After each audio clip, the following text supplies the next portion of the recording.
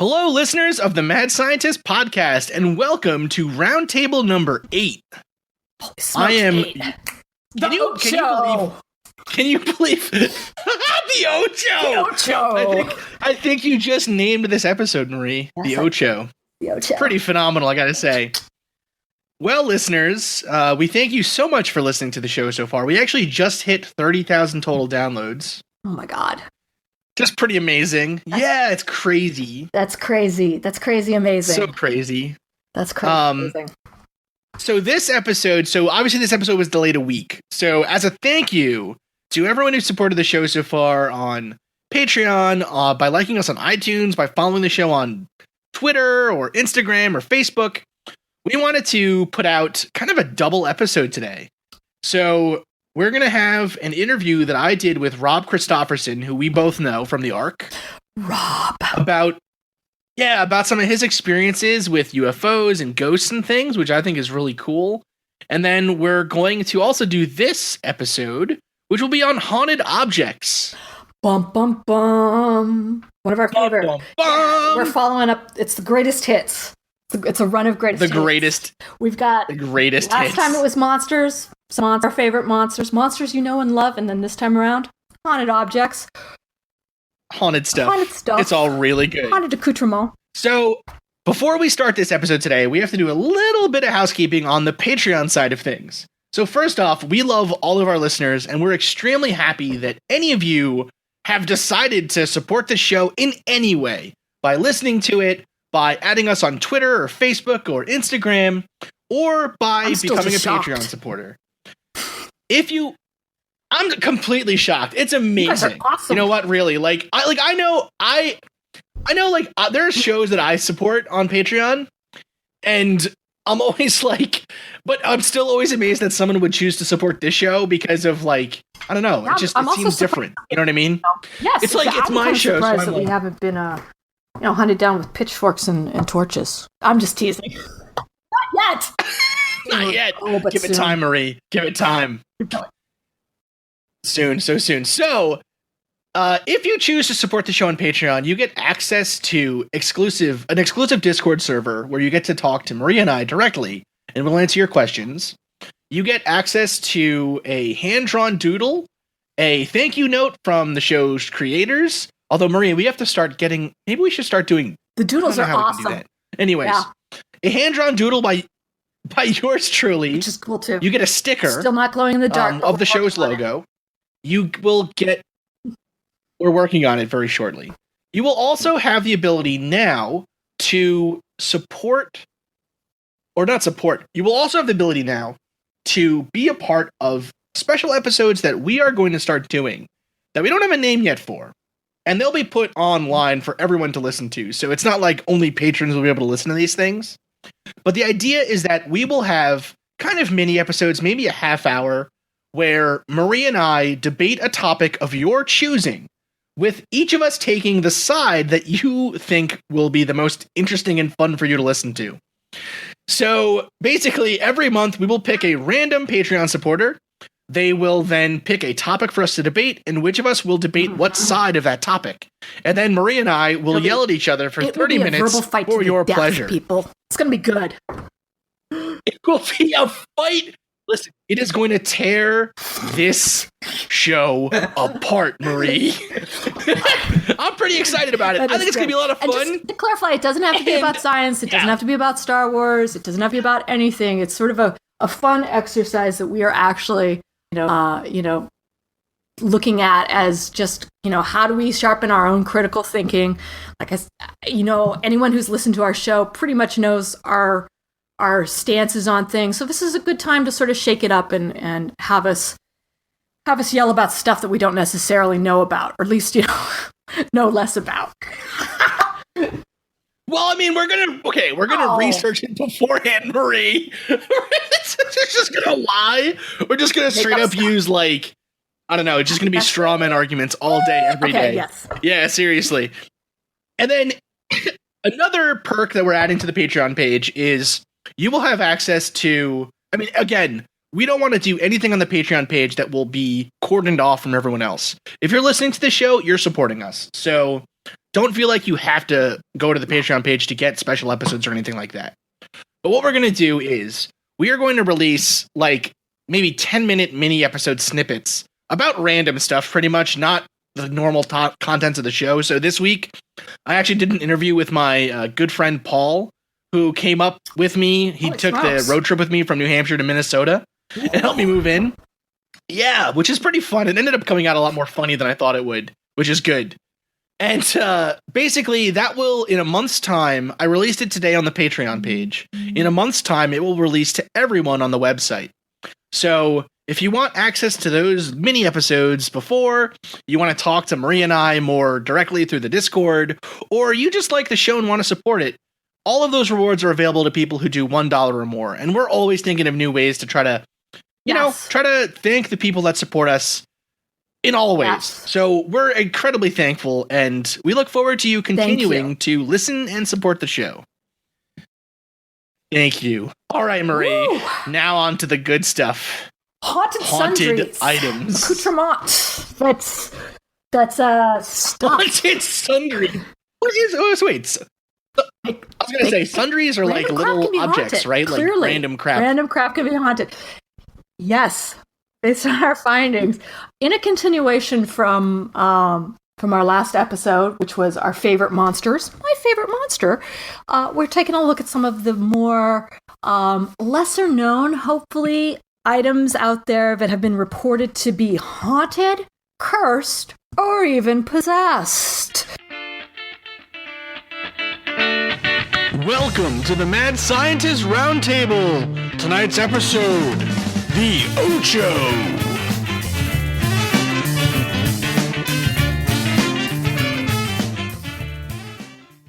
All right, section 1. So, first off, Marie, we are talking about haunted objects this episode. Pretty exciting. Man. So there's a little bit of a disparity here between, there's a couple of definitions we have to get out of the way first. And the thing with these definitions is they're not really hard and fast. They kind of merge into each other.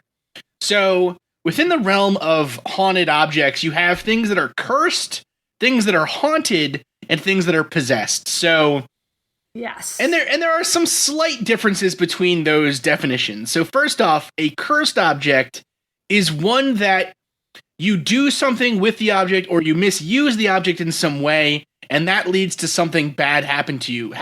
Whether or not that's immediate or like a long-term thing kind of varies. But that's what something that is cursed is. A curse is like, I like this. Yeah, so the most commonly known kind of cursed thing is King Tut's tomb, right? Oh, yeah. The funerary mask. The funerary mask was supposedly haunted, or not haunted. Supposedly, I'm getting my definitions all fucked up already, Marie. Man. Good God. Uh-oh. Oh God. Yeah, the funerary mask was supposedly cursed, and so anyone who opened the tomb and disturbed things would have bad stuff happen to them, right? And so, if you want a really good take on that, actually, I highly suggest you check out the Not Alone podcast. They had a really good episode on this, and it's really good. It's really, really fascinating.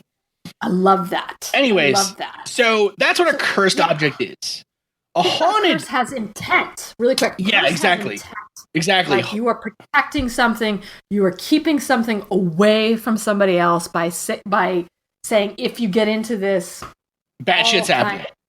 Shitstorm is going to rain down on you in this mortal lifetime. 100%. 100%.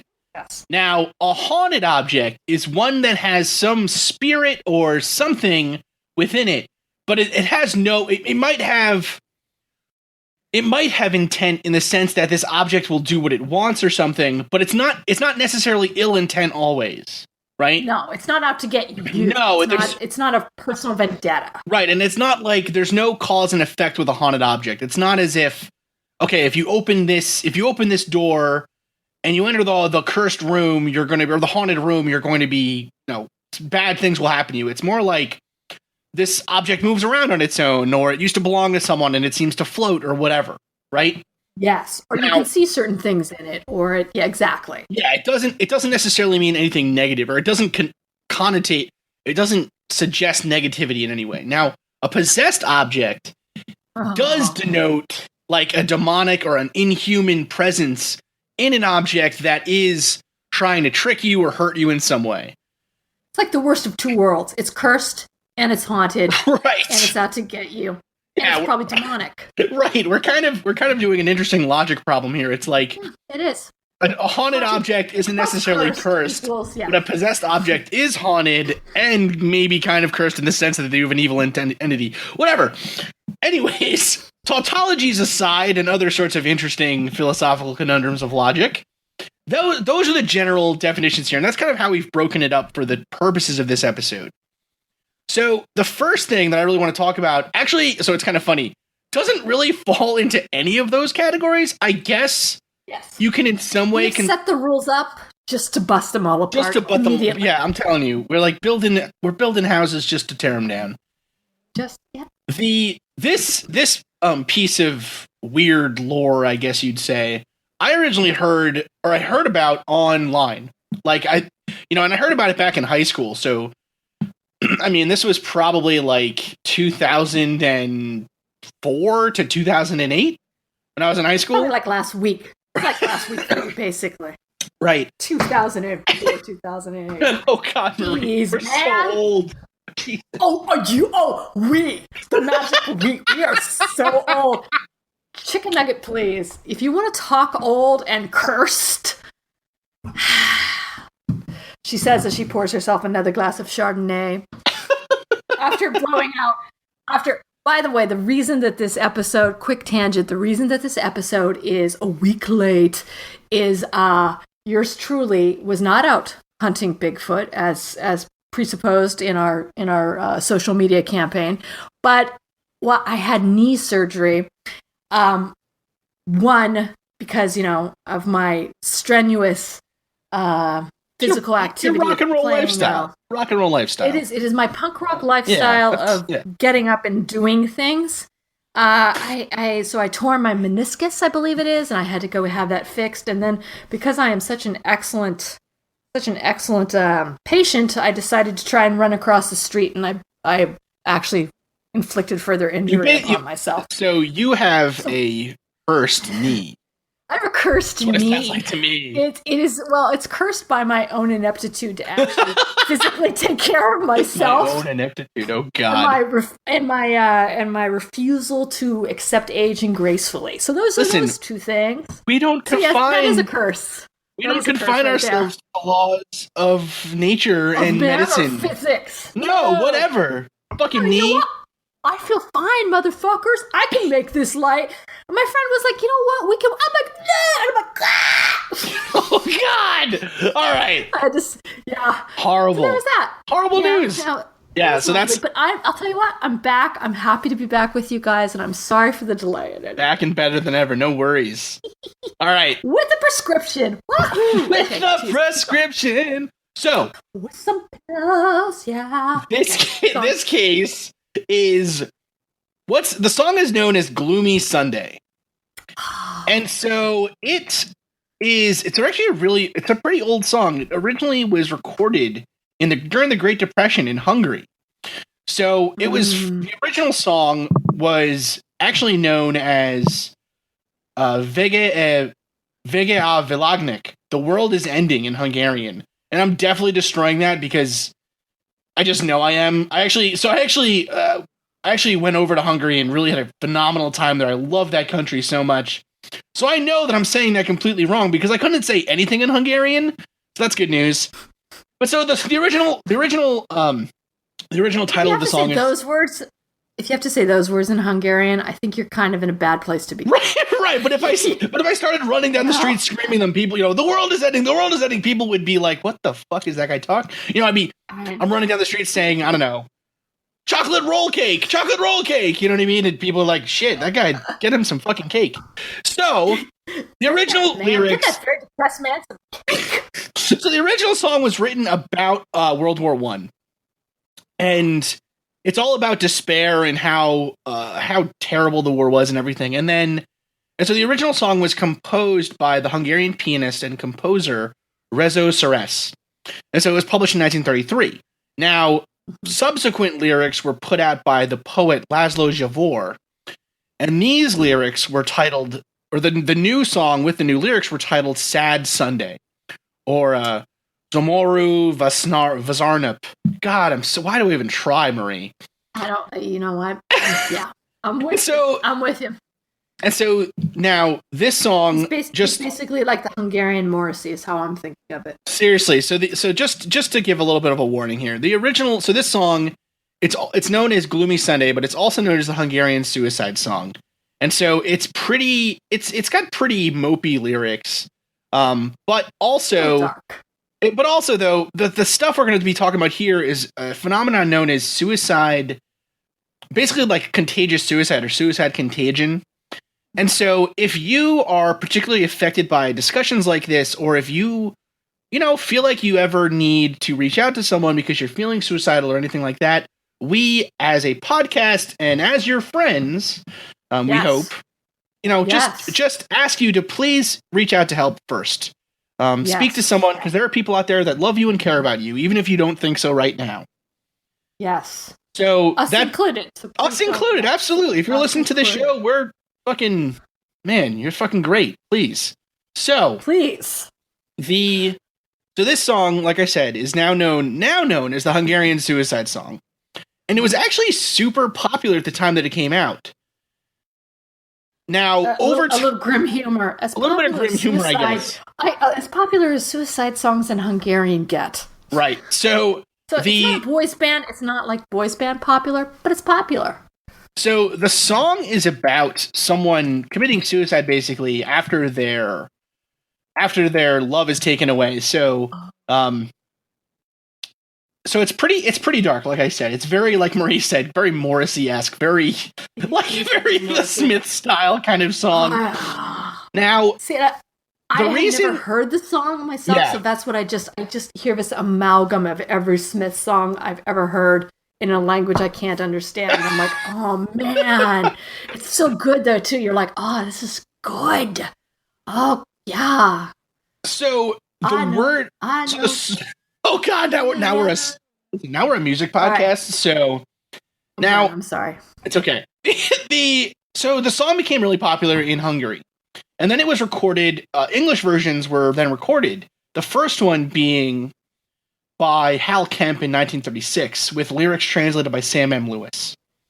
And then it was also recorded by a bunch of others. So Desmond Carter did one, Billie Holiday did one, currently Bjork has done one. Like, a lot of people have done this song, right? Yes. Now, the song itself is, like I said, sad, but the reason that it's considered cursed or haunted or something is that supposedly it led to a rash of suicides after being put out. Oh my God, my fucking alarm is going off. Hold on, Marie. Is that the song?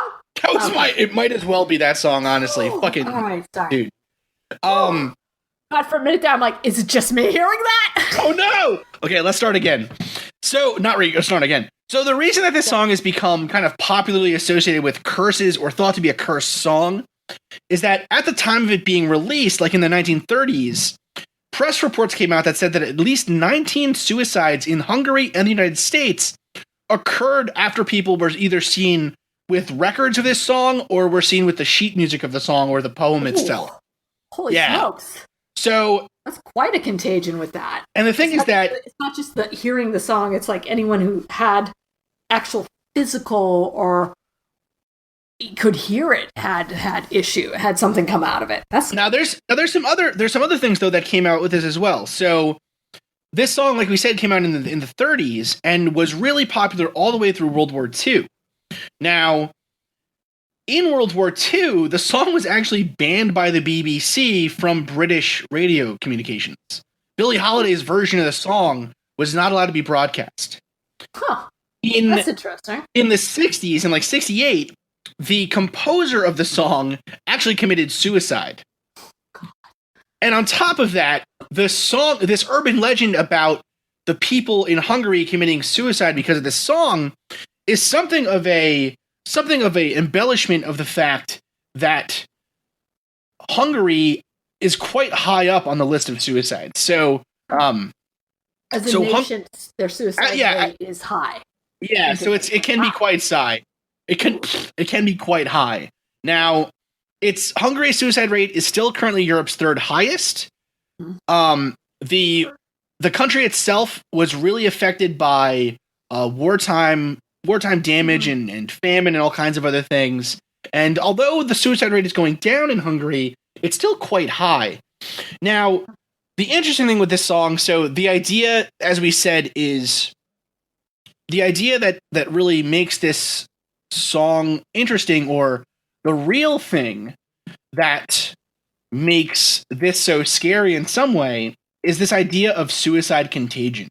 Mm-hmm. Now, you may have heard about this recently because of the show 13 Reasons Why. Yes. Which is about it. Right, which is in my queue. No, Marie! Which is I'm not doing it now, man. Which is a show about someone committing suicide and in some ways romanticizing it. And that's kind of the reason that these copycats are so problematic, is that, or not the copycats themselves, but these depictions kind of, the idea of suicide is romanticized in many ways in the West, right?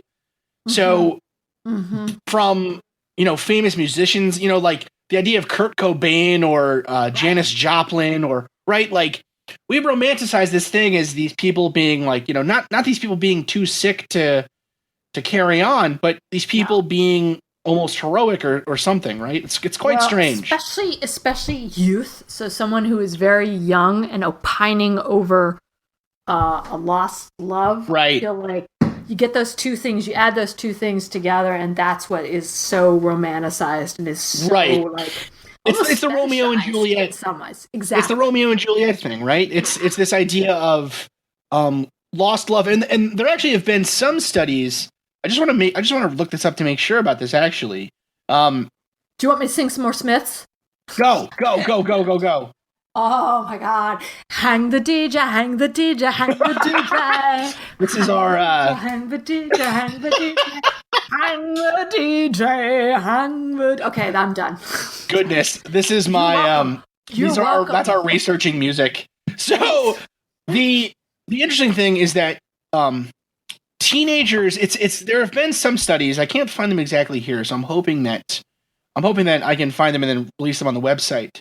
But during adolescence, your brain is changing so quickly, and into teenagerhood, your brain is changing so quickly that the emotions you feel actually tend to seem magnified, right? So so, and I mean, that's obviously we have this anecdotal evidence between everyone, you know what I mean, remembers being like an edgy teenager who was like, oh my God, like my life is over, I farted in class, right? And now when I fart in class, I'm like, whatever, I'm the teacher, who cares? But I'll do it on purpose. You know what? Bounce it. Listen, what are my university students gonna do? Leave the room? Whatever. See you. They might cry because it's really bad, but right. The doors. I can't. Worse. Oh my goodness! Now we're a fart podcast. This is horrible. I'm really happy that you're starting work too next week, because at a real full-time job, real fancy place out there for people at a real fancy places. Goodness, is that he farts a lot. That's great. So this idea of suicide contagion is known officially as the Werther effect. Or rather, it's kind of been publicized as the Werther effect, but it is known as that. And the reason that it's called the Werther effect is after a novel by Goethe, which is titled The Sorrows of Young Werther, or in German, Die Leiden des jungen Werthers. And so this book was published in 1774, and afterwards, supposedly, young men started to dress and act like the character who, in the book, is, just like that standard Romeo and Juliet thing, falls in love with someone when they're young, their advances are shunned, and then they end up killing themselves. And so, supposedly, after this book came out, young men were emulating this suicide and the method and whatever. And so the book ended up being banned and all kinds of things. And so this idea of the Werther effect has been used over time now to describe this idea of suicide being contagious almost, right? From a song, or it came from the song, but it could be contagion through anything as long as it's sort of so it's contagious in the sense of anything that romanticizes suicide and the after effects of suicide, right? So I think, again, like the classic example would be Romeo and Juliet, where after they commit suicide, the families see the error of their ways, right? Yes. Or you know, yeah, like, or a musician who commits suicide and then afterwards their music and their ideas are, you know, made timeless or whatever, right? Right. It's a very, and it makes it reckoning. Yeah. And it makes it really hard to report on suicides as well for journalists and for just as well to depict suicide in writing and in song and stuff. It can make it quite difficult. And so, anyways, this song, there is no evidence really that the song led to any kind of rash, like huge uptake in suicide rate. But this idea of suicide contagion is a real phenomena. And so potentially the song isn't cursed per se in the sense that, like, the person who wrote it, you know, meant for it to cause people to kill themselves.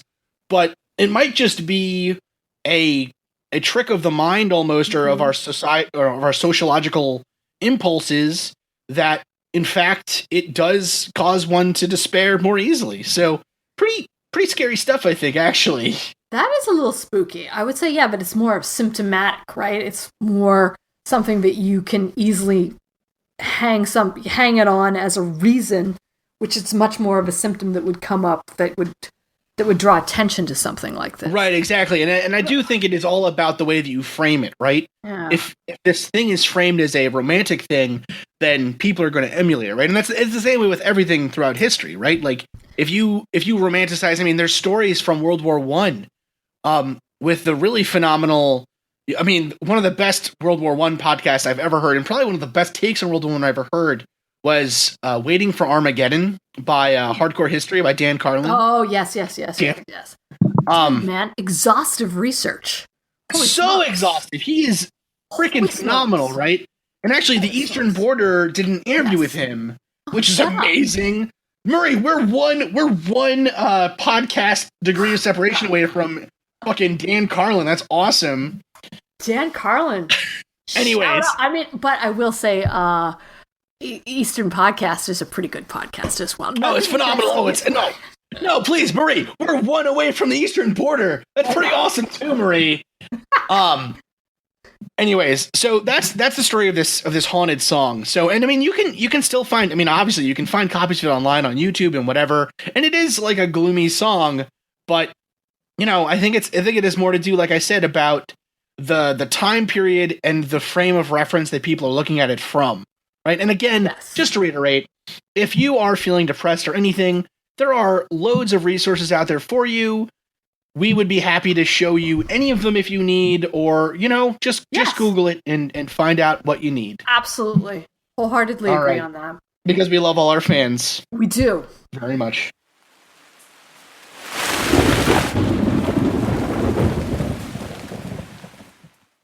So, the second topic here tonight is a cursed book, or the idea of a cursed book. Now, I had, when Marie came up with this topic this week about haunted objects, and I was like, yeah, let's do it. And I said it just like that, and I clenched all my muscles and stuff. It was awesome. And then he threw the table. Really and it looked really haunted stuff. It looked really good. I'm just gonna say that, since there's no video evidence.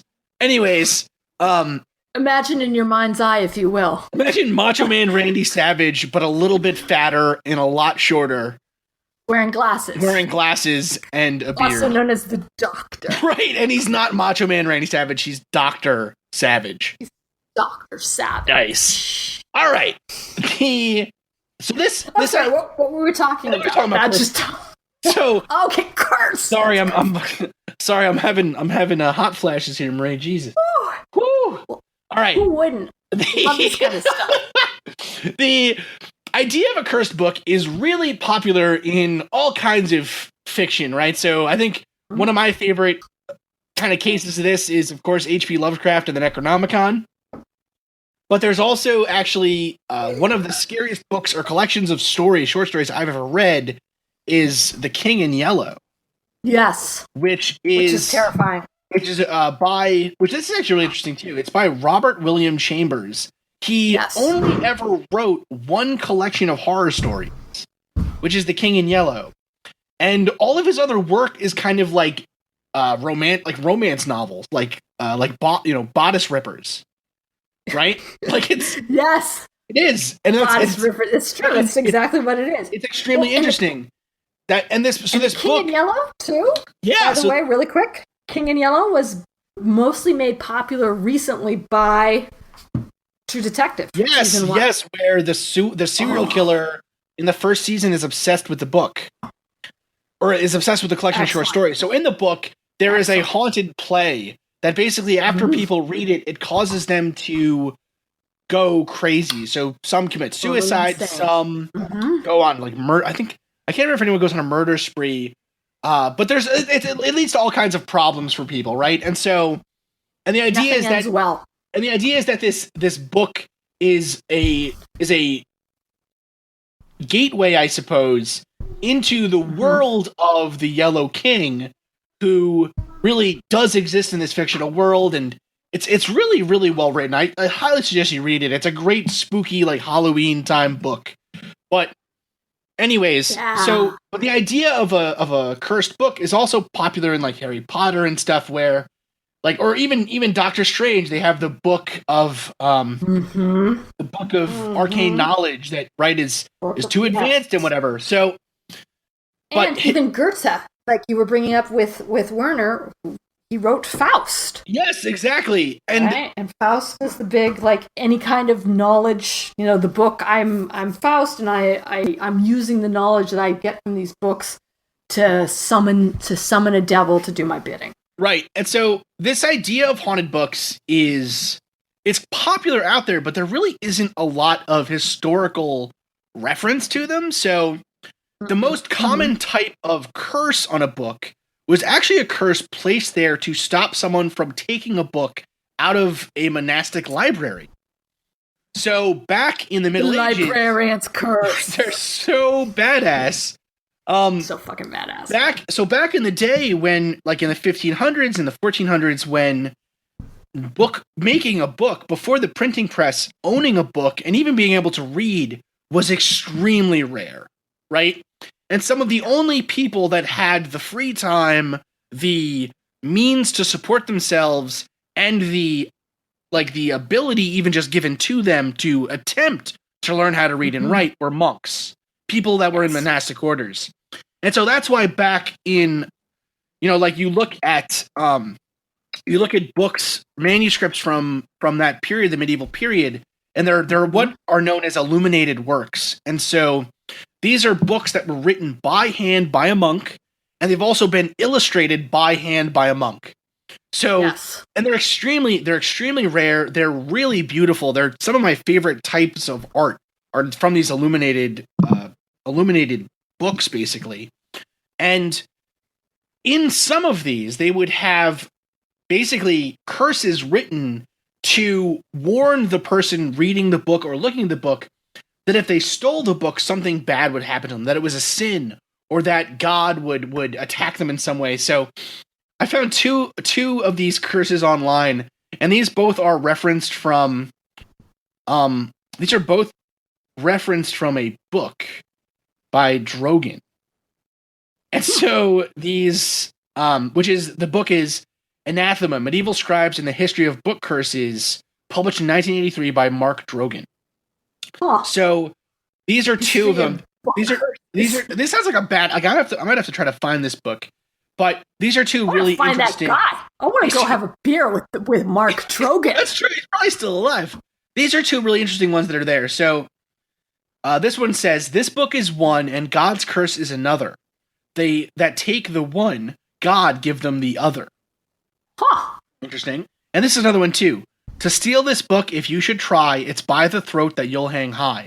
And ravens then will gather bout to find your eyes and pull them out." This is what I love about librarians. They're not mincing words here. Isn't that awesome? And so that is dark. And the idea here is that basically these books are really rare. If you take a book, you're taking, years of someone's life. It took forever to write one of these books. You're taking knowledge. You are stealing something that inherently does not belong in your head. Right, and that's something And that's something really interesting there, like you said, Marie, about knowledge. The tree of knowledge, stealing the apple from the tree of knowledge, is the original sin, right? And so there's something really, really important, really interesting in the church about like collecting knowledge and keeping it from people, right? And that's really part of like the whole Dan Brown thing, where people think the church is hiding things to this day and whatever. Is that historically they kind of did? So kind of interesting. Well, it kind of, in some ways, it best behooves the church to not, especially at that time, not to disseminate knowledge, because knowledge is something that's going to make you question your devotion to God. Right. Because it's talking about the natural order of things. It's giving reason to man, right? And that's, I think, or to humankind. So that's, I can imagine, and that doesn't serve the purpose of the church. That doesn't, line their coffers anymore. That doesn't make people want to join into that. That makes people want to question things more. And so I think questioning this trying to find out the source of knowledge has always been more of a dark intent. Mm-hmm. And that's where these curses kind of, I think, are trying to warn against in some ways too. Absolutely. And so this idea of a curse on a book really became super popular recently because of an episode of Ancient Aliens, which is kind of fun. And that episode is on the Voynich manuscript, which I'm sure... Again, it's in my queue. All right, spoiler alert. Yeah, I'm sure people who are reading this... Sorry, Marie. People who are listening to this show, I'm sure, have heard of Ancient Aliens, obviously, but also may have seen this episode. So... And if you haven't, shame on you. Right, sorry. So, the Voynich manuscript is a codex, and a codex is just what they used to call giant bound books, right? So, it's just like multiple pieces of vellum, which is sheepskin, bound together into a book form, and it's how the monks used to write their books. And so the book is from the 15th century, like 1404 to 1438, and it was found kind of interestingly, it was found originally by I think by a Polish researcher. So the first owner of it was George Baresh, an obscure alchemist from Prague. This is from Wikipedia.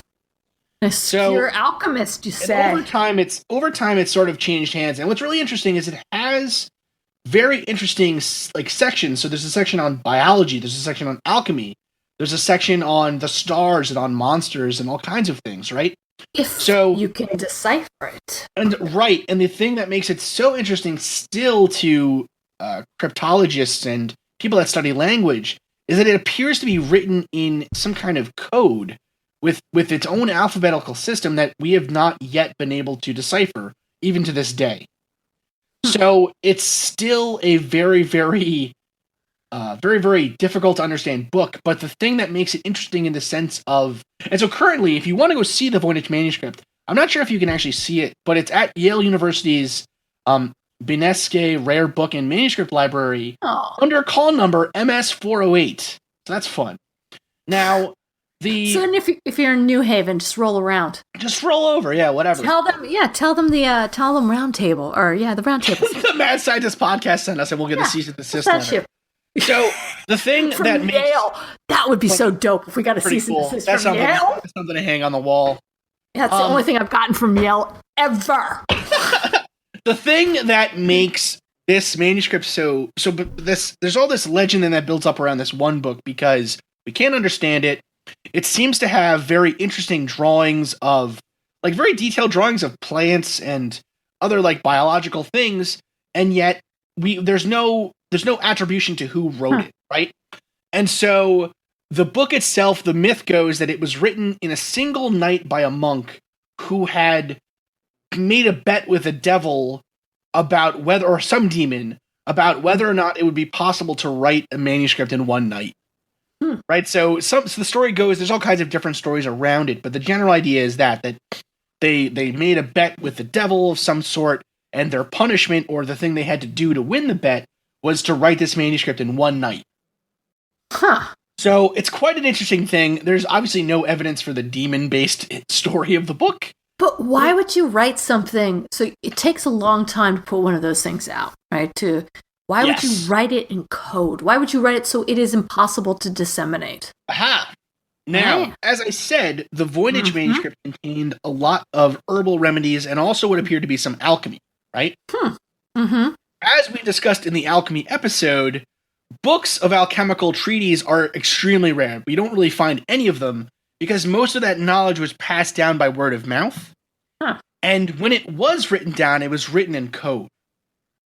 Now, another version of this, like a book written in code, is a grimoire, or a textbook of magic written by someone, a practitioner of witchcraft, or even modern-day Wicca. Now, in the case of grimoires, they're sometimes written in alphabets specific to witchcraft, right? So you often see like alchemical symbols used and all kinds of different things. So the idea of it being written in code to me actually is not that. That's not that. I guess it is compelling, right? That it's written in code, but it's not something that I am so surprised of, right? Because that kind of knowledge was probably, besides being extremely rare, was probably frowned upon by the authorities of the church. Oh my God, right? yeah. Because again, if you were a woman, if this was not, this is a monastery, a monk, men being able to write. If it was a woman, maybe we don't know. We don't know if it was a monk or not, though, that wrote it. Right? Oh, well, okay. We really don't know who wrote it. Yeah. No, but still, but still, your point that I think you were getting to, if this was a woman, they'd be dead. The book would be burned. Now, dead, witch, burned, done. That's the thing, though, right? So grimoires, those books of witchcraft, are really the most common type of book that would have. So another type of book that historically we think of as being potentially cursed, right? A book of black magic or whatever. Now, when a witch when a witch passed away, they actually, like, the members of their coven were, and a coven is just a group of witches, and we're not talking about modern day Wicca, by the way. That's its own thing. Even though some groups like to harken back to those time periods, but we're just, you know what I mean? Whatever. So when the witch died, they would actually burn their grimoire so that their knowledge could not be taken by someone outside of the witchcraft circle, right? So we can find like histories and books of ceremonial magic and all kinds of different things like herbal remedies and whatever all over the world, but specifically European witches were, if those books did exist, they were likely all burned. And to this day, they still do burn their books. Because again, that knowledge is supposed to be transmitted from teacher to pupil, right? It's supposed to be so important, so rare, so rarefied knowledge that to put it down in a book makes it almost too easy for someone to understand. Right? Yes.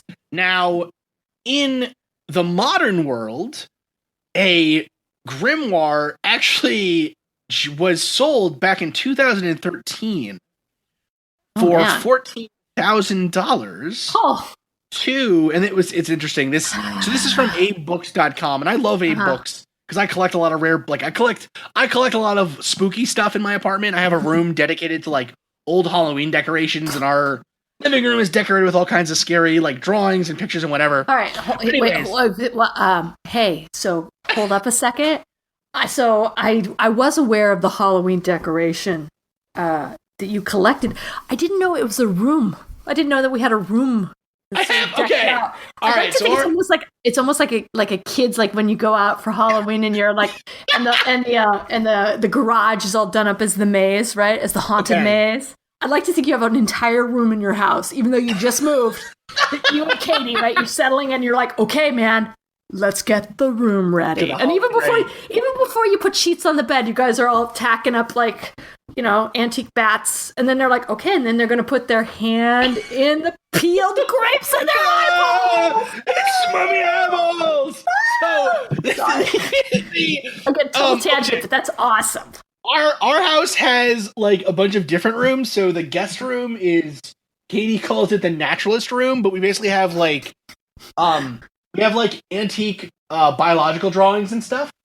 So like, Oh, and okay. like not non-antique ones too. Like that raccoon picture that you love, Marie. That's in this room, Now, right? so just because this is a verbal medium here and nobody can see Yeah. the raccoon painting, Chris has probably one of the finest, I want to say it's oils, but it is a full-on oil painting of a raccoon where it's and I want to say it's a big painting. It's not a small painting.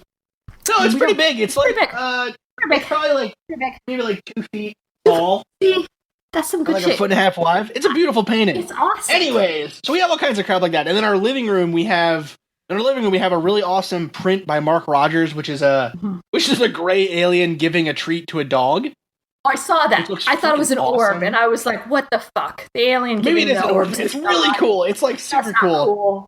As we have learned, if we have learned one thing from Astonishing Legends, Astonishing Legends, orbs and dogs, no mix. They don't mix. Don't mix. Don't mix. It's like my Halloween stuff. It's like I have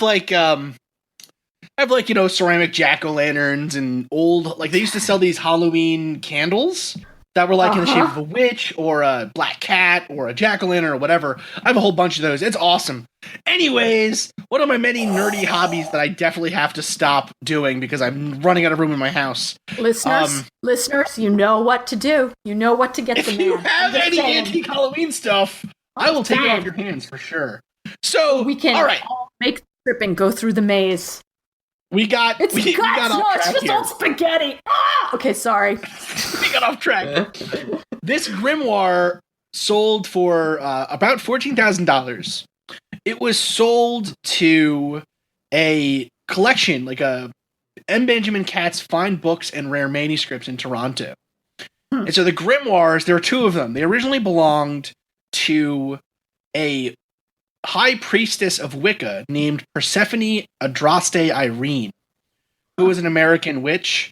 And so she, in the beginning of the book, actually inscribed a warning, and that the warning says this: to those not of the craft, the reading of this book is forbidden. Proceed no further, or justice will exact a swift and terrible retribution, and you will surely suffer at the hand of the craft. Now that is written in both English and in Theban, an ancient alphabet that I guess is still used in modern Wicca. I don't know that much about Theban, actually. I wonder where I guess it has unknown origins, this alphabet, but it's certainly not crows eating eyes. Yeah, it's certainly not a traditional alphabet, but it's quite interesting. So these books, so the first grimoire is supposedly the work of her mother, who taught her all of her recipes and enchantments and whatever. And then the second one is of her own making. And so these were sold, like we said, to a collection. I don't know where they are now, but the original person that had the grimoires after Persephone was the wife of Israel Regardie, who was an occult writer and was well known. He worked with Aleister Crowley and all kinds of was involved in all kinds of stuff. So it's quite interesting. So I wonder how he got them. If they're supposedly should be burnt, right, or passed along to somebody else. I was thinking about that earlier. It's like, so how did he get a hold of it? Yeah, that's really interesting. And was she dead when they left her side? I'm wondering like what the chain of provenance is on those grimoires. That's really interesting. So it was, and the thing is too, actually, this is kind of funny.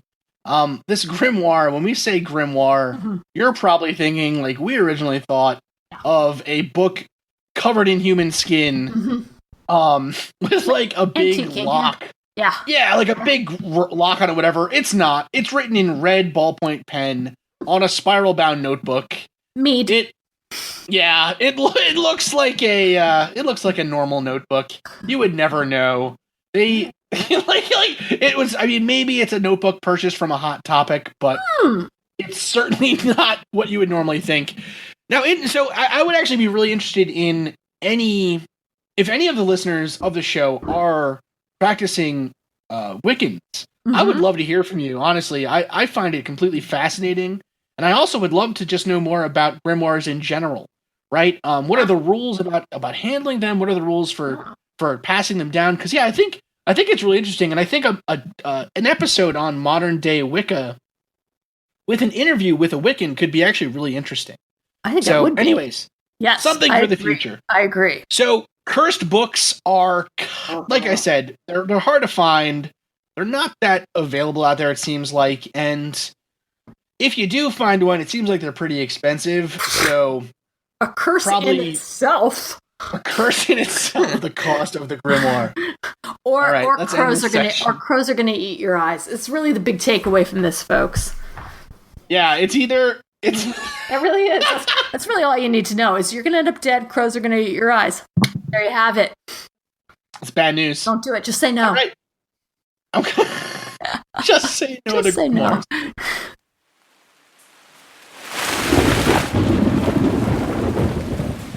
All right, section 3, viewer mail. Viewer mail. We got your emails. We got your tweets. It's viewer mail.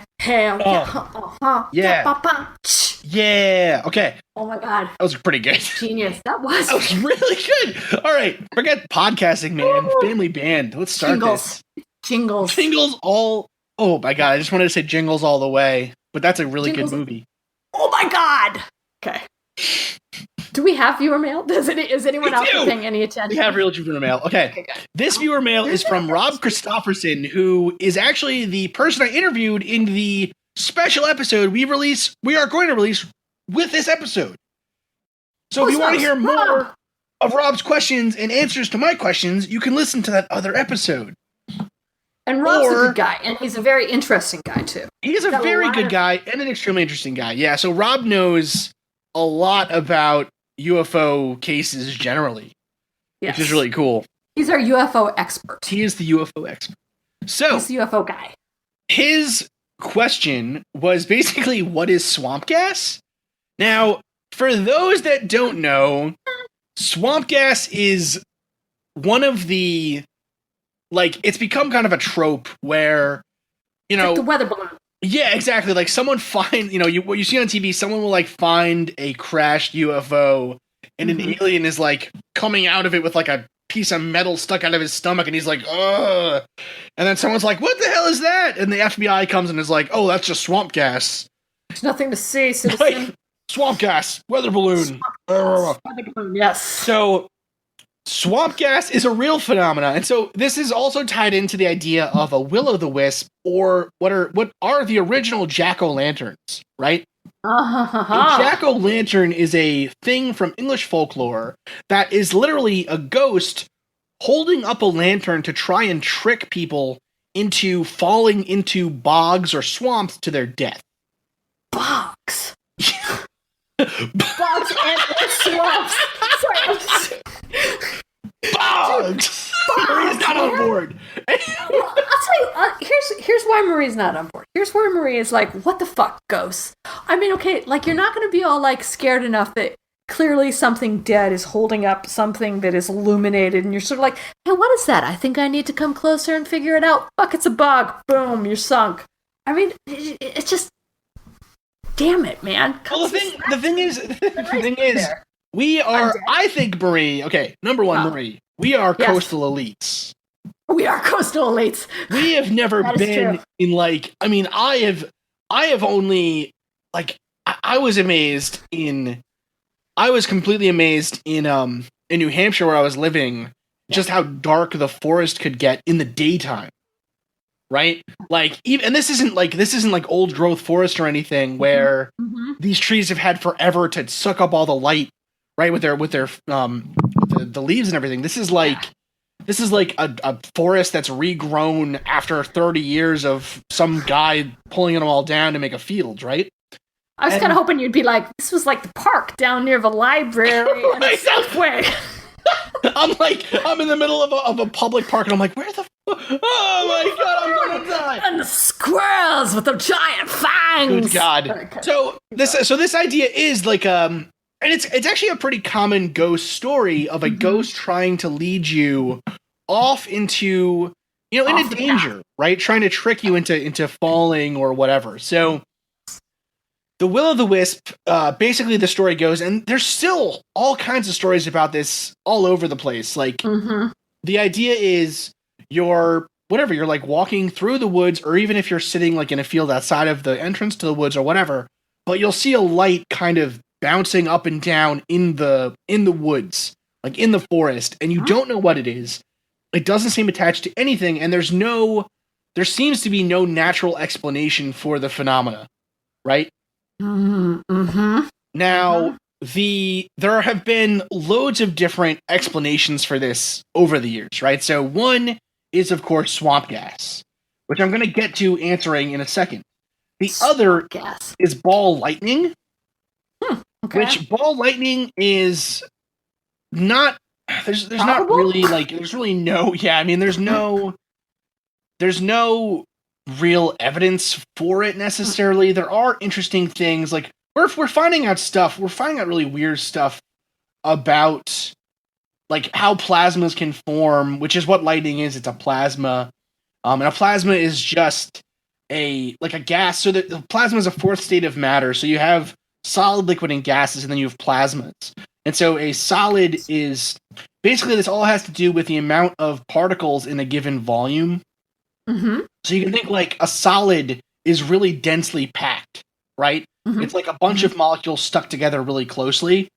A liquid, they get farther apart, and so they can kind of move around, and that's why liquids will flow, right? A gas is even farther apart, and that's why gases can flow much more easily than a liquid, and like solid doesn't flow at all. Like papers, and then a plasma is a cloud of gas that has the electrons excited all at once. And so it takes all kinds of weird properties. It glows very brightly. It's what lightsabers are made of, my friend. Plasma. Maybe, yeah. I mean, so it's maybe about it. People fact check me. They read plasma. It is what lightning is, though, right? Plasma is in fact that thing. So it's an ionized gas.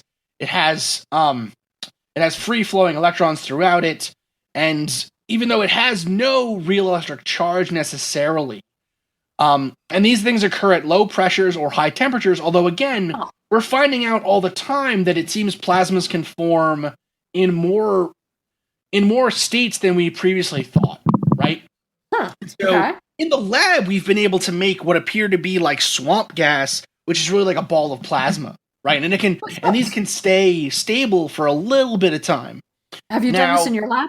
Did you do this? No, of course not. I wish I did. Are you kidding me? That'd be awesome. That'd be dope. No, we were a solid lab, Marie. We made I was gonna say, can we do this at home? Can we do this now? No, we do. I mean, we can make a plasma. Here's what I have. I have some spray adhesive and a lighter. Can we do something with this? I mean, so you could. So here's the thing. Now I'm putting it down. You shouldn't do this. You should not do this. But you can make plasma at home by microwaving a grate. Oh, people! Yeah, yes. We cannot condone this. If anyone out there is staring at a microwave right now going, I think Safeway's open 24 hours, don't do it, people. Don't do it. Just say no. Well, the other thing is, too, plasma is, so technically, what is in neon lights is a plasma as well. Oh, yeah. So like you do see plasmas all over the place, right? It's just electrified gas, basically, right? So, but having it kind of free forming in space or in nature is quite rare. So, anyways, the idea of swamp gas is that it's not a plasma. What it is instead is it is biogas. So biogas is basically like a mix of methane, carbon dioxide, other things that are formed by the digestion of organic matter in swamps, right? So as the bacteria and the fungi and whatever the plants are eating up all of this digestible organic matter that's dead, it is over time releasing methane and hydrogen sulfide and all kinds of other stuff. And that's why swamps in some cases smell kind of bad. Okay. And so what they think may be happening is that basically underneath the swamp, a fire is occurring always, it's smoldering though. It's not actually burning freely. It's just kind of it's combusting very, very slowly. And then over time, either over time, so it's either burning or it's just sitting there, but over time the pressure will build up enough in this swamp or this marsh that a bubble of methane biogas will shoot to the surface, and then in the oxygen will spontaneously combust, creating a fireball that we take to be a will-o'-the-wisp. Huh. And here's what's interesting about this really quick, tying it back to our haunted objects. Yeah. Is that, again, it's the idea of the will-o'-the-wisp is to take you off course, right? You are being led by something to discover something that you're not supposed to know about, right? So it's sort of like almost an actualization of a cursed or haunted object in a lot of ways, right? You're supposed to stay on the path. You're not supposed to go into the forest. You're not supposed to be seeing this stuff. And if you do and you follow it, it's the bog. Yeah. Now, wherever bogs are. Now this is really interesting too. Now, some people I'm sure listening to this are going, okay, well, if swamp gas is a real problem, wouldn't we have seen like disasters caused by it, right? Like, why aren't there explosions all the time? And here's the thing. This is a story from November 15th, 2010 from the BBC. Oh, shit. An explosion that killed 5 Canadian tourists and 2 workers on Sunday at a hotel on Mexico's Caribbean coast was caused by a buildup of swamp gas from a nearby swamp, authorities have said. Huh.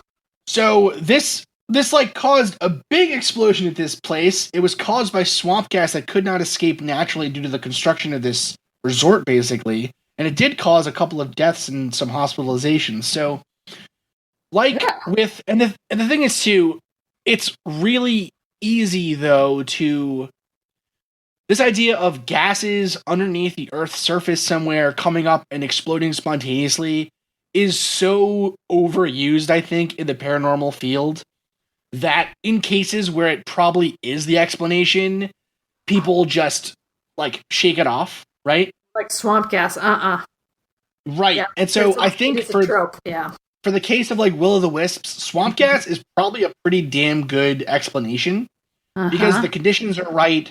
We know it can happen. We've been like, you can go into swamps and find a vein of gas and actually like light it on fire. Right? Like, you shouldn't, because methane's extremely combustible and you're going to burn yourself to death. Something we're not recommending. No, absolutely not. But the idea is that like that really could happen. But it would be cool. No, Marie, no. So, and the other thing too is really interestingly, at least in my opinion, like another version of this argument is that the sinking of ships, whenever a ship goes missing, and we're like, where the hell did it go? Right, as if the ocean isn't fucking ginormous and we can't find anything in it. We're always like, why can't we find this ship? Blah, blah, blah. The thing giant with ships, giant squid, number one, but number two, the argument always, like, someone always says, oh, it was caused by methane from the deep sea floor coming up and exploding the ship and causing it to sink.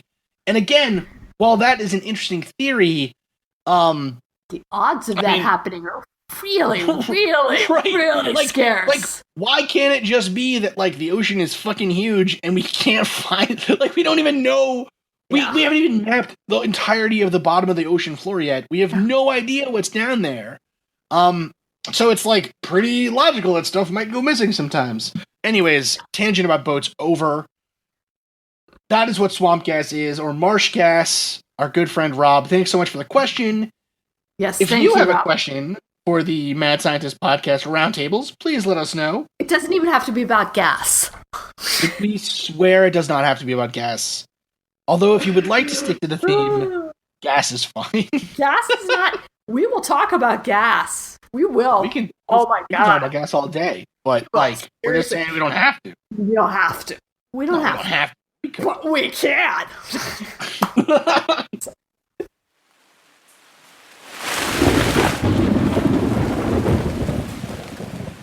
Oh my god. Okay, so in researching and thinking about like good haunted objects. So you go on any search engine and you put in haunted objects, and you're going to come up with sort of your top 10 greatest hits, and you're going to have your your lore Aaron Mahnke worthy sort of haunted dolls, which are great. Your blockbuster film haunted dolls, which are good. Nothing against haunted dolls. Nothing against haunted dolls. We're going to talk about them as well. I think they're personally really creepy and very interesting. But I was really kind of intrigued by the idea of the haunted paintings, sort of like the haunted book. What's something that somebody, put all this effort into, created this work of art, something may or may not have happened to them, and then this work of art has had some sort of repercussion throughout the time that it's been produced. And what happens when that work of art is actually reproduced? Yeah. So copies of it, things along those lines. So in my research, I came across a painting that was done by an artist by the name of Stoneham. I'm now trying to find his first name. Oh Lord, bad researcher. Bad. What's this, Michael?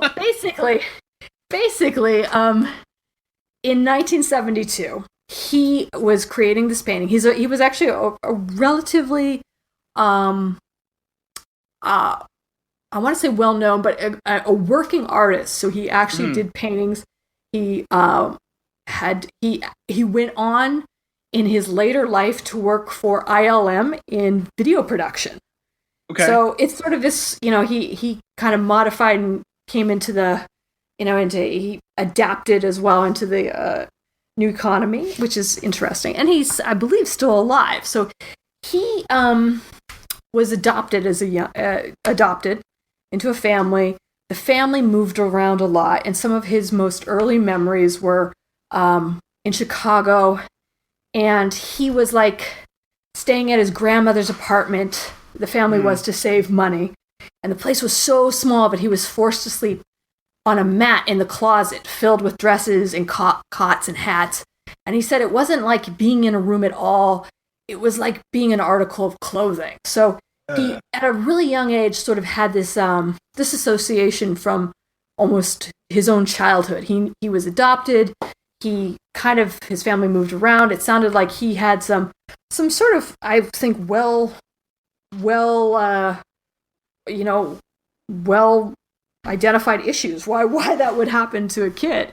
And so he, of course, grew up, was a painter, and in 1972, his wife at the time wrote a poem about this experience that he had called "The Hands Resist Him," or just "Hands Resist Him." And it was about his experience of being adopted and never having siblings, or never knowing what his true family is. And so from this really kind of creepy title, he created this painting. And this painting, fairly good size oil painting. I want to say it's about 2 feet by 3 feet. And you can Google it. You can look online. It's a boy who is him. He used pictures of his own self at around between 5 and 7 years old. So he's a little kid, standing next to what looks like a life-size doll of a girl. And the girl's holding something. It's a doll. It has empty eye sockets. It has the animatronic mouth. The girl's holding what looks like a battery. And they're standing in front of a dark window. And behind him, in this darkened window, the sun's hitting him, the light's hitting him. You can see him clearly. You can see her clearly. And all you can see behind him are these shadows of these tiny little hands trying to get through the window to touch him. So it's a very creepy, very sort of off-putting image to begin. It is really weird. It's weird. So when you look at it, you're like, I see that, and it's a little unsettling to look at. And it's a little unsettling because it's you're trying to figure out like what's behind him, and it's pretty well done insofar as being very natural. There's not a lot of abstraction happening. Anyways, the painting itself is very strange, and has this sort of back history of this emotional time for him. So he seized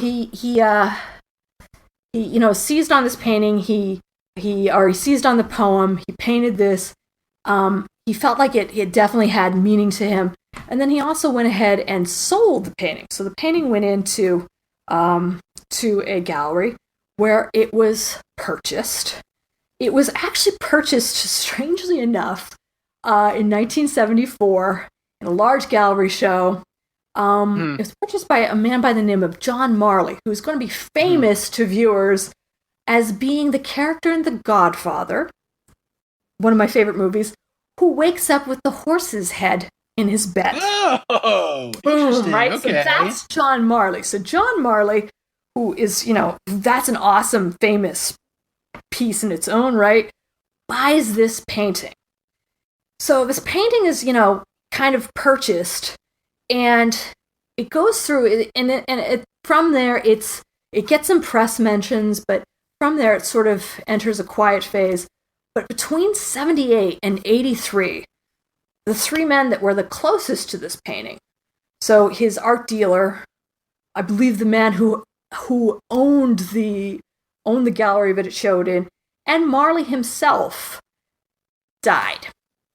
And then the painting, and then it goes dark. And you don't hear about this painting, which is very creepy anyways, for quite some time. Until, I want to say about 2000. Yes, in 2000, it resurfaces on eBay. That's right, on our favorite electronic auction, where you can buy it now or watch and bid. It comes up by a anonymous family, and it is described as, let me find the description. Basically, they're selling it as a haunted painting. And they say, when we received this painting, we thought it was a really good piece of art. A picker had found it abandoned behind an old brewery. So the story goes, again, this anonymous family, we have no idea who they are. The painting is found just abandoned behind a building somewhere. So it's come off of someone's wall, and now it's just laying somewhere. At the time, we wondered why a seemingly perfectly fine painting would be discarded like that. But today we don't. One morning, our 4.5-year-old daughter claimed that the children in the picture were fighting and coming into the room during the night. Now, I don't believe in UFOs or Elvis being alive, but my husband was alarmed. Well, yeah, no fucking shit, right? I mean, yeah, seriously. Quick side note, no fucking shit. That'd be a little alarming. First of all, if I found a painting like that, I don't know, it's pretty cool. It's interesting looking. I don't know if I'd be hanging it on my wall, but it's really this is the thing. It's really scary. Even if it's not supposed to be scary looking, it is really scary looking. There's the creepy doll without eyes. Mm-hmm. There are these hands kind of clawing at the glass behind him. And we'll go into what sort of why it is you have this sort of visceral reaction to it. So we'll talk about that. But we're saying now I don't believe. Okay, so the person discredits UFOs, Elvis, and not so much. We were alarmed. To my amusement, he set up a motion-triggered camera for the nights. After 3 nights, there were pictures. The last 2 pictures shown are from that stakeout. After seeing the boy seemingly exit the picture under threat, we decided the painting has to go. Please judge for yourself, but before you do, please read the following warning and disclaimer, as if you need to read anything more. But okay. Warning, do not bid on this painting if you are susceptible to stress-related disease, faint of heart, or are unfamiliar with supernatural events. By bidding on this painting, you agree to release the owners of all liability in relation to the sale or any events happening after the sale that might be contributed to this painting. This painting may or may not possess supernatural powers that could impact or change your life. However, by bidding, you agree to exclusively bid on the value of the artwork, with disregard to the last 2 photos featured in this auction, and hold the owners harmless in regards to them and their impact expressed or implied. Now that we got that out of the way, here's my favorite part. Now that we got that out of the way, one question to you eBayers. We want our home to be blessed after this painting is gone. Does anyone know anyone who is qualified to do this? All right. So and then there are just a few. Okay. All right. So which this is, and again, this is some fucking awesome stuff, right? The painting's creepy. Yeah. We're right there. They're down for show on this. So it's a big painting, and they said there were no odors left behind, no voices, no smell of gunpowder, no footprints, no strange fluids. To deter question in this direction, well, that's good. There are no ghosts in this world, no supernatural powers. This is just a painting, and most of these things have an explanation. In this case, probably a fluke of lighting. So, anyways, they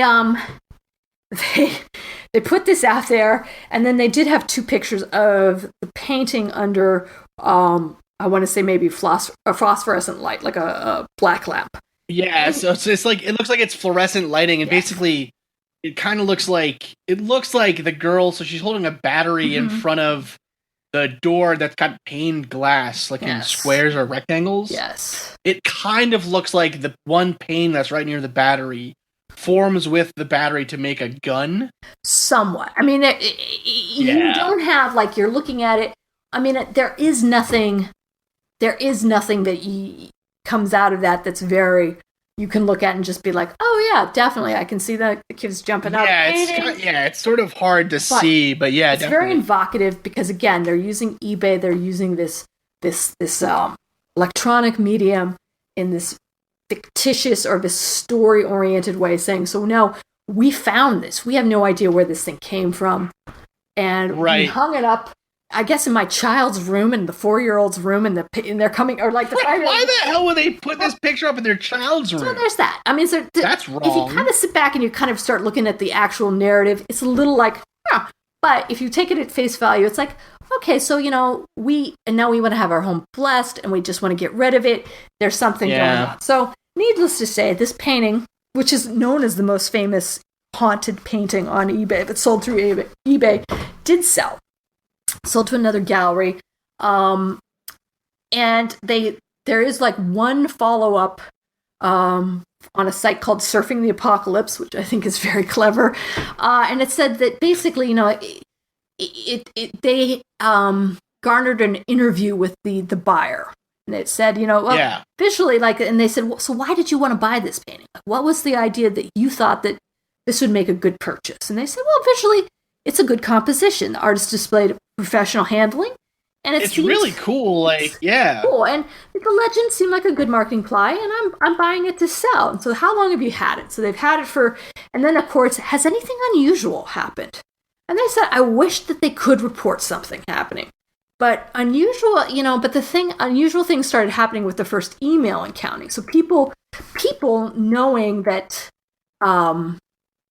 People knowing either that it was purchased or somehow about it started to send like prayers, all of this sort of like people. She was saying, I've been informed that over 34,000 people on eBay alone have viewed the item and have had have made it. It's made it physically ill. They've had reports of being like they've seen it. It's been physically ill. They've been blackouts. So even looking at this painting online has elicited this huge response, right? This huge physical response out there. And they're like, hey, can you find out anything about the history? No. And it turns out she finally, the owner, the person who purchased it is a gallery owner, did find the man who painted it. And I was going to say, so in researching this thing, I don't know if this is where you're going, Marie, because we don't practice this ahead of time. But if you actually go to his website, so the artist's name is Bill Stoneham. There we go. William, yes. And his website is stonehamstudios.com. And at the very top of it, there's Home Gallery, The Hands Resist Him. Mm-hmm. Now, there were actually sequels and a prequel to the painting commissioned by private collectors. Yes. And it's pretty interesting. So the first one is the artist is a young boy painting or looking at the child and the doll in the Hands Resist Him painting. Mm-hmm. Then the child in the painting becomes an old man and the robotic girl becomes a real girl. Mm-hmm. And then she seems to go back there in front of the door again, and now he's an old man and she's like some kind of animatronic thing. It's pretty strange. But nothing's so creepy that you couldn't make a sequel to it. right? I mean, let's. No, and the thing that's interesting is he has here the story of the painting. He says, first off, here's the poem. Yes. I want to read the poem in its entirety because Yes. it's actually really interesting. This is the poem. He is of the seeing visions. His strokes reveal them. In a rush of color, of madness, of mystics, and his head is the highest center. It must confront its enemy. The hands resist him, like the secret of his birth. His presence is the sanctum heartbeat, felt in darkness and in passion. Its sound, the sole gift to that silence. Like, it's interesting. It's said with, like, a little spooky. So, and very meaningful. Very, like, clearly he's painting this, and it's coming from a place. It's coming from a place of he's working some things out. Like, this is unresolved. Definitely, this is almost therapeutic. I look at this and I'm like, okay, yeah, and it is definitely. There's no two ways about it. When you look at it, it's offsetting. I think the thing that I find the most interesting is, okay, so the most recent owner, she still owns it, still in the gallery. She's been offered 6 figures for it, not selling it. However, if you, dear listeners, would like to buy a reproduction of it, by all means, there's a link on the website for a mere $350. A glass not that haunted thing, I guess. A glassine on canvas image, 36 by 42, same size as the original, is of yours to hang on the wall. So this got me thinking, because if I step back and I'm like, all right, it's a creepy painting. Why to me, if you look at it, besides it being just generally dissettling, how could something like this create such a, and there's like, if you look on Reddit, there's people who are like, I saw it, I felt sick, and then there's a guy who actually did who used it as a basis for a fictional book, and he said, I printed it out, I put it by the side of my printer, I went on vacation, and the air conditioner broke, and when I came back, everything was covered, everything in the house was covered in mold. Except for this thing. Except for the printout. Okay. The printout of the painting. Yes. Now, Marie, you are hinting. I didn't even tell you this because I want it to be a secret. I have another haunted painting that I don't know if you've heard of before. Bum, bum, bum. Another one. Okay, and this one is really lame. Oh, come on. Is it? But okay, I want you to finish what you're going with the hands resistant. To me, it's the feeling of dissettlement that comes from it. Again, having an art history major, but if you look at sort of some psychological notions behind it, it made me think about, like, what is the feeling that when I look at it, you feel like your teeth are on edge, and it's a feeling of, like, the uncanny. And so Freud wrote a lot about the uncanny, and he wrote that the unheimlich, which is the uncanny, is basically the sense of estrangement, or the presence of something that's threatening and unknown, but lies within the boundaries of what is known. So a good example of it is a mannequin. So again, if you see a mannequin out of the corner of your eye, it is human. It reads as human. However, it's not human, but it should react as such. And I'm paraphrasing it terribly here, but within Freud as well, like being a child and seeing and having a representation of a child and what a child connotates, it should be safe, right? You should have a feeling of, I know what to expect. This is a child, but what's standing next to him looks like a child, but it's not a child. It's a doll. Right. I think there is a lot to that. Absolutely. You know what? When I actually had when my mom came over from Italy, one of like the first, I want to say like one of the first toys she really got. My mom came over when she was really young and they were really poor. My family moved over here. And one of the first toys she got was like a 3-foot tall doll. It looks a lot like the one in the painting. Mm-hmm. It had eyeballs, obviously. Mm-hmm. But like pretty similar, right? And it was this little blonde doll. And I remember she got it. Where the hell did she get it from? I think when my uncle died, it was like in his basement or something. Right there, man. And so she wanted it because she was like, oh my God. Because like at the time that they bought it, this thing was fucking expensive. You know what I mean? Like a 3-foot doll in like the 70s or whatever, the 60s. So she brought it home to our house and she put it in the basement. And I remember I didn't know it was down there somehow, and I went down and I saw the doll and I like fucking tore. That was like the fastest I've ever torn up those stairs. Like, and I mean, I must have been like 15 or something. Man. But you see, and that in itself is like this feeling of the uncanny valley kind of thing. Exactly. It is and you know familiar to me as such, but it is why does it cause dread? If it's something I know, why do I fear it? The thing with this painting too is if you just look just like what you were saying, if you just look at it, like if you just take a look at it from like the corner of your eye, or you just quickly look at it, it appears to be a young boy and his sister or a friend standing just outside this door. It looks pretty normal, right? Exactly. And then as you look closer, as you look closer, it gets weirder and weirder. The thing is holding a battery or something. She's an animatron, it looks like, with no eyeballs. There are these hands randomly positioned behind the boy, and the boy himself looks fucking miserable. Right. Yes. You know?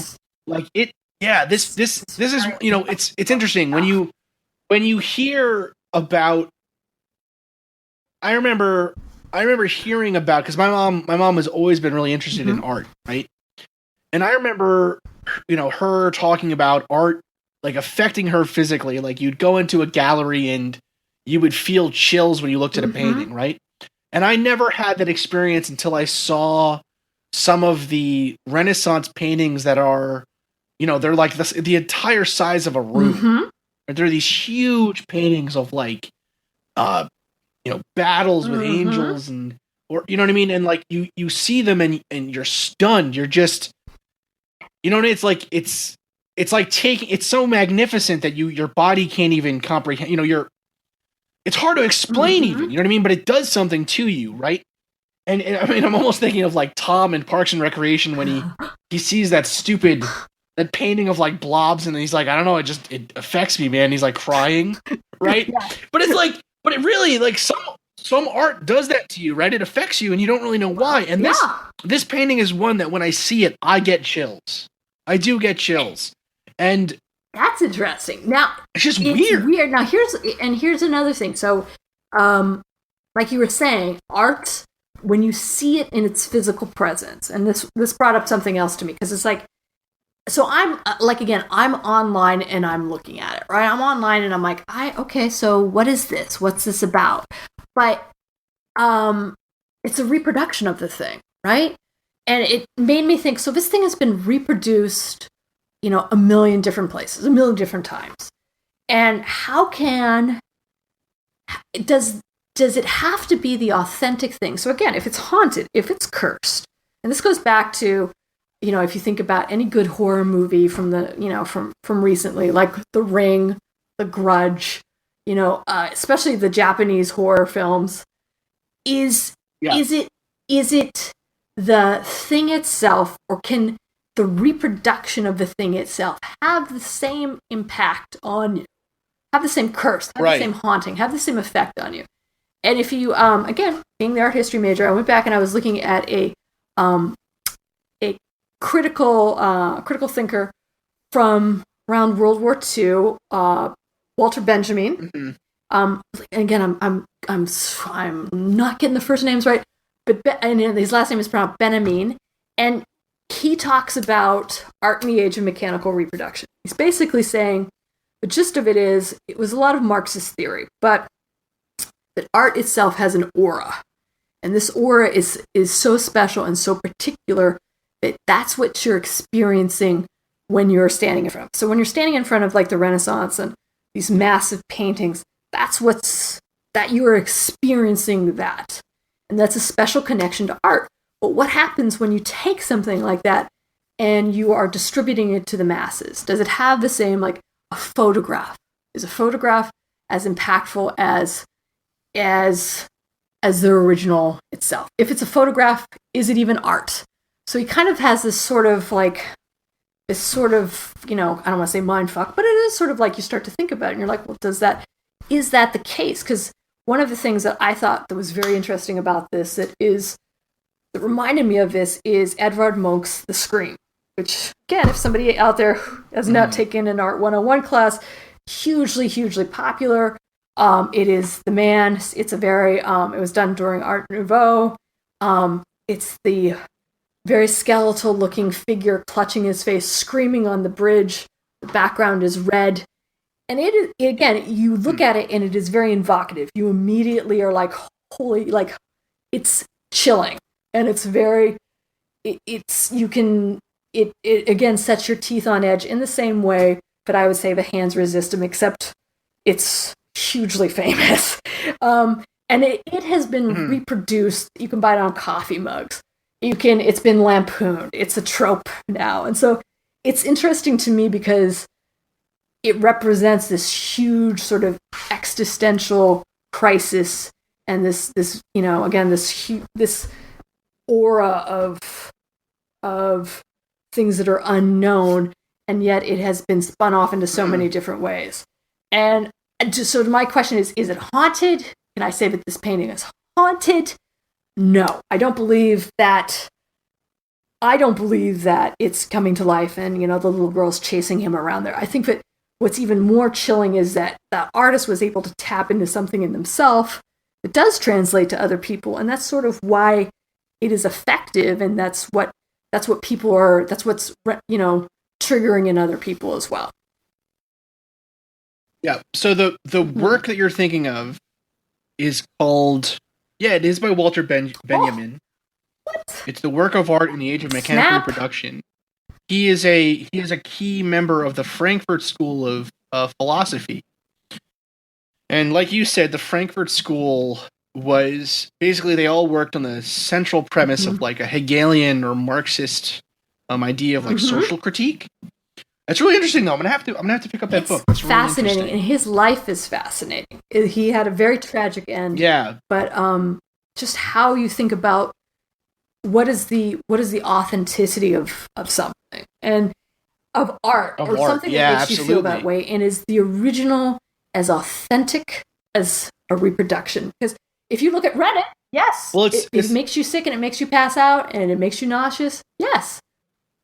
It has something to it. Well, the idea too is, I think it's also part of this. I mean, again, so this is very Frankfurt School-esque. The idea of fetishization or fetishizing an original work, or even the idea of authenticity itself is a fetishization, right? So, yes. If we're thinking of this, the critique side of this thing, right, it would be something similar to say, the idea of reproduction or reproducing something for the masses to take in makes it less rarefied. It makes it less unique, but it also makes it more applicable and more available to everyone, right? So in some ways, our very idea that an original work is different or better in some way than the mass-produced version of that thing is almost someone in the Frankfurt School would likely argue that is itself a idea from capitalism, right? From our current economic standing and our current sociology, where we've grown up with these set of ideas ingrained in us, right? But at the same time, though, I think there is something to be said for this idea. Like, if you look at a picture of a painting versus the painting itself, something is lost, I think, in some cases, right? I mean, you were saying like those Renaissance paintings that are the size of rooms, you can't reproduce that. Yeah, I think that. Right? But at the same time, is it like the stroke marks? My mom has a really interesting painting in our house of it was I forget what this artist's name is, but I guess he was kind of popular in like the 80s. Everything in my mom's house is from the 1980s. I'm loving that. It's like we fucking live in like a goddamn Prince music video. It's ridiculous, right? We have one of the walls of my mom's house is a giant mirror. The fucking most awesome thing I've ever heard, and I want pictures. It's ridiculous.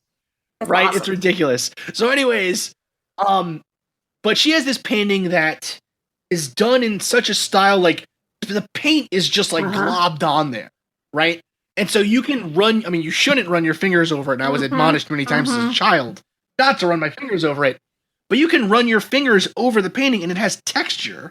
And if you look at it from up close, it looks like just paint randomly splotched on there. But as you get farther away, you start to see, oh, it's a picture. It's a real thing coming to life here, right? Yeah. But it's very interesting though, and it's definitely because the flip side of that coin is going back again to the idea of the curse, and there are the idea that it is only meant for a few people, right? And this knowledge, and again, this is more of a Marxist reading of it in some ways. It's like this is only meant for a few people, and the rest of the world, they're just going to have to grovel and and live in this and toil. Yeah. But the idea that something can be reproduced and shown is education in a lot of ways too. It's like this is not the there's an argument, but this is knowledge, and this is becoming the sharing of knowledge. So interestingly, this argument has come up a lot recently, actually, in the idea of the education system, like for PhD students or master students, or even undergraduate students. Sorry. Right? So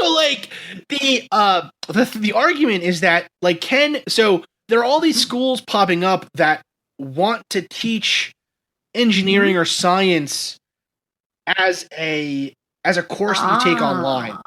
So you get an online. So there are some of them, you can take an online master's degree in computer science, I think, and in engineering management, right? But the hard, but in some people think engineering and science and physics and these sorts of things are too, I don't want to say too important to be taught in online, but are impossible to teach online, right? So I had professors who would not teach in a room that didn't have a chalkboard. Okay. Because they thought that the whiteboard was taking something away. Right? It was really strange. And and that's the thing too, right? This idea of textbooks, my textbooks cost me every semester $1,000. Yeah. For books that for knowledge, these books haven't changed since the 60s. You know what I mean? And so I think again, there's something to be said for this idea that the hoarding of knowledge or keeping knowledge centralized and rarefied is going to have to change. And I think it is changing, right? It's what happened in music, right? Music originally was something very rarefied. You could only hear music live if you went to a concert where, a concert, like a recital, right? You'd have to go see Beethoven in person if you wanted to hear Beethoven, right? And then it became, okay, well, you could go to concerts or you could have a record player. And now it's CDs and MP3s. And again, now there's this is always true in all sociology. It's in everything, basically. As we get farther away from the center line of equilibrium, it snaps back and there's always a counter push, right? So it's okay, we have iPods and we have Spotify where I haven't bought music in years. No. I can't remember the last CD I bought, right? But I have friends who buy vinyl albums, right? Because it's a fetish. The conceit of it in some ways. It's something, right? It's this idea of this is more authentic. Almost with the idea of the haunted object, there is some sort of, I want to call it a conceit. I'm going to buy. So if you look at because I'm on eBay and I'm just looking for a pair of Prada shoes or something like that. See what I can get out there, and all of a sudden you come across something that's haunted, and if your instinct is I want that because it's going to bring some sort of strife into my life or some sort of it's going to fuck some shit up in my life. To me, that there's almost a conceit in that not only that you have room to think that that's in your life, to think that that's do you know what I mean? You really, so you want that, you want that. Why? You want something that's going to make your life miserable because Why? And then, but also that it's the commodity. All of a sudden it is commodified. Not only can you buy the painting, you can buy reproductions of that painting that's going to fuck your shit up. And there is something so inevitably conceited about that notion that you deserve that haunting, that haunting with all of our privilege, with all of everything that we have, that's what we would want, is something so fundamentally strange. Yeah, that's I get what you're saying. Yeah. I get what you're saying. That you could so I was where I thought you were going with it was like you could buy your way into the infinite. There's that too. There's that. Like, there's both that side. I mean, that is part of it, right? But what you're saying is how fucking good do things have to be going for you that you can risk buying a haunted painting and just being like, well, I guess we'll see what happens. Like, I'm buying this, expecting this shit to be haunted. There's both. There's conceit that you want that knowledge, which again is very Faustian. Like, I want this because this is going to get me to someplace else. But then I want this because shit's just going too well, right? Like, what is that? Why do you want that? Don't buy that. Another thing that always comes up with these things is the idea of objects having special significance because of who owned them or who touched them or who used them, right? So, like with fans, with fanatics, you get people who like, oh, this was John Lennon's toothbrush, right? You get stuff like that. But at the same time, though, we as a people, as like a species, or I don't know if this is true, actually. This is me using my worldview to like put it on everything, right? Seriously. But like I know, like, for instance, when my dad passed away, he left a shitload of stuff, right? And so it was like, but it was really hard for a little bit to know, like, okay, well, this was like a pair of socks, right? And it's like, okay, I can throw away the pair of socks, but at some point, like the what's the word? Like the not sentimental, the sentimental value of things increases, right? And so it and it becomes these and the objects themselves, like, okay, like this was object, whatever, right? this was the thing. Exactly, yeah, like, it's like a saint's, like literally, like, you could go to countries and find, like, oh, this was a saint's hairbrush, right? Their teeth. Saint, I want to say, like, saint. This is their hand. There's the one, there's the hand. I'm just like, that shit's creepy, but keep going, yes. Right. And we fetishize these objects because, they were part of someone's life. And even, actually, I'm reading for a project we have coming up, actually, Maria and I. And Maria, I haven't told you about it yet, but we'll talk about it afterwards. A mashup project with the Rumor Flies podcast. Sweet. Which is going to be pretty sweet. I'm actually reading a book on serial killers. I mean, I'm almost always reading a book on serial killers, like almost always. But, like, what's really fascinating is, like, people that buy the objects that serial killers had, or even, like, after they're known as serial killers, like John Wayne Gacy's paintings of Pogo the Clown, or even his shitty ones of the Seven Dwarfs or whatever, sell for, like, hundreds of dollars. Yeah. So, and it's the same idea of, like, getting close. I almost think it's, like you said, you're buying something that has bad vibes attached to it, and you're kind of like, well, whatever. But at the same time, I think it's also trying to be closer to a person or greatness or infamy or whatever by an object. Yes. You know what I mean? Like, you're separating yourself or getting closer to this thing that you would normally have no access to, but now because you bought it, you kind of are. But again, like you said, there is conceit in that for sure. That was probably the most philosophical people down that rabbit hole with that shit. We're good at this. God damn. We're killing it. And now some Smiths for you people. No, I'm teasing. And I actually have one that's going to take us all the way back to not. Is it the painting? Now I want to know which painting. Oh, sweet. Okay. It is a painting. Dope. It's a painting. Okay. Now this is a painting that, this painting I actually originally found out about from a podcast. I found out about it from the Ricky Gervais show. Carl Pilkington is telling Ricky and Steve about it, and it's called... Oh, yes, I saw this too. This is awesome. Okay, this painting, this is a mass-produced painting. It's a print of an original painting by Giovanni Bragolin. And it was really common, I guess, in the United Kingdom from like the 1950s until like the 60s and 70s. And so in The Sun, a British tabloid, an Essex firefighter claimed that like copies of this painting were showing up undamaged in a bunch of arson or like tell the burned people down what the houses. painting looks like. So the crying boy from the 70s is awesome. So it's like one of those sappy, like Precious Moments style things. It's a little kid with a little lip, little fat bottom lip, and he looks like he's crying. He's got tears running down his face and little messed up hair. It's awful. Poor baby. It's not exactly one of the big-eyed paintings, but it's fucking close. It's even worse than those. It's pretty. It's pretty sweet. It's like it's not Kitten in a Field sweet. It's not a funny apocalypse in Las Vegas, but it's fucking close. No. Now here's the thing, though. There are a bunch of these paintings out there. Like, there's other versions of this thing too. If you search the Crying Boy painting, like a bunch of different ones come up on Google. Now, eventually, like the painting became so. This firefighter supposedly said that no firefighter on the force would let a painting like this copy of this painting into their own homes because they were all convinced that it was cursed and it was either causing these fires or bringing fire to the home somehow. Right? A mass reproduction of a boy crying can do that.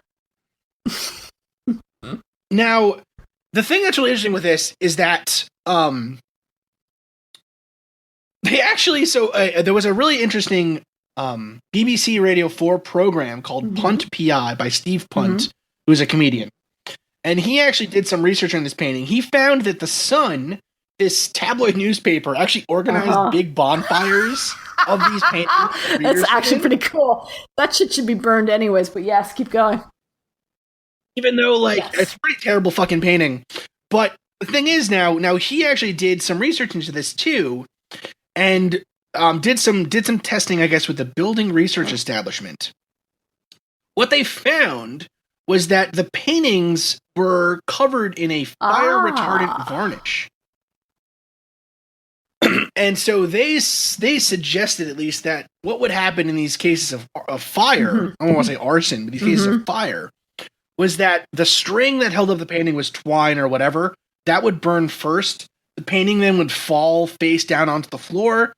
The varnish then would keep it from burning at like pretty hot temperatures, but you know what I mean? Like if it was thrown in a bonfire, evidently it would burn. But yeah, so this is their explanation. Now, whether or not it's true that these paintings can resist fire, that seems like it's probably not true because they did have mass bonfires of these things. So like kind of, you know what I mean? It's like I don't know. It's That's defeating like saying, its own purpose. You know what I mean? Every house that we found or every abode that we went to that had a fire had forks, or had Every house had a copy of TV Guide, so TV Guide must be fucking haunted. And I did see that painting, and I remember thinking, because again I was checking out my haunted paintings, right, and I was like, what the fuck? It's like, Crying Boy, what is this schlock? It is so. I mean, like I bet, Marie, if we looked, if we really investigated this, I bet we could find a high amount of fire cases that had precious. Oh God, yeah, those little figurines, right? Yes, I bet we could, right? Or I mean, all kinds of different things, right? It's just causation. It's false causation. It's like that was there. Exactly, like putting a cause to this stupid thing. Like that's my favorite. That is one of my favorite ones. So.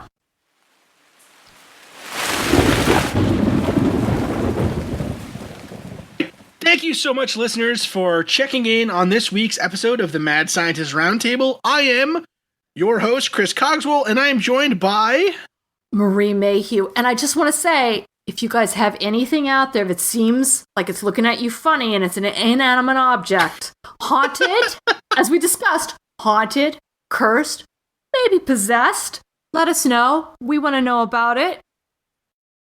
We really do. We really do. want to know about it. We want to know about it. If you have any pictures of crying boys out there, spooky stuff. Put down the matches. We do still have the Be a Mad Scientist contest going for this month. We've received a couple of really awesome entries already, which are really, really cool. Yeah, I'm gonna put them up on the river. I have to send them to you. They're really awesome.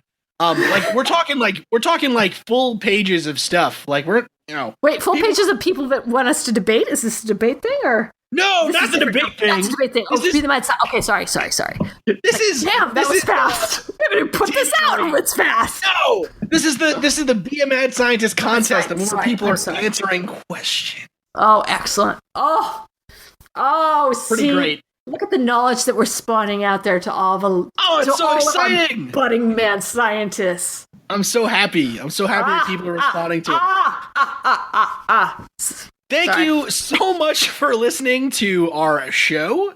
I will be back in 1 week with a full episode on Shadow People. And then the two of us will be back in 2 weeks with another roundtable.